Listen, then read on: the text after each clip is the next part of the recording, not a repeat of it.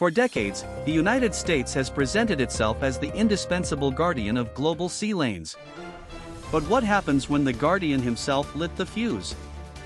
DW News recently published an analysis questioning whether Iran's ability to block the Strait of Hormuz signals a weakening of America's superpower status. The article admits the US remains unmatched in military power projection, yet it frames Iran's actions as a dangerous challenge to the global order without fully exploring why Iran felt compelled to act. Notice the unspoken assumption here, that the United States is somehow the natural custodian of the Strait of Hormuz. International law tells a different story. The strait falls within the territorial waters and exclusive economic zones of Iran and Oman. There is no treaty, no UN mandate, that anoints Washington as its guardian. Yet Western media routinely equates challenging American dominance with challenging global stability, as if the two were the same thing. Let's step back and trace the sequence of events. In 2015, the Joint Comprehensive Plan of Action was signed by 6 world powers and Iran, verified by the IAEA as working. In 2018, the United States unilaterally withdrew from that agreement and reimposed crippling sanctions.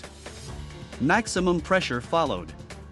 Iran's economy was strangled, its oil exports slashed, its access to international banking cut off. The question then becomes, when a country is backed into a corner through economic warfare, is its asymmetric response truly an act of aggression or an act of survival? China's position has been consistent throughout. The Chinese Foreign Ministry has repeatedly called for disputes to be resolved through peaceful dialogue, opposing the use of force or the threat of force.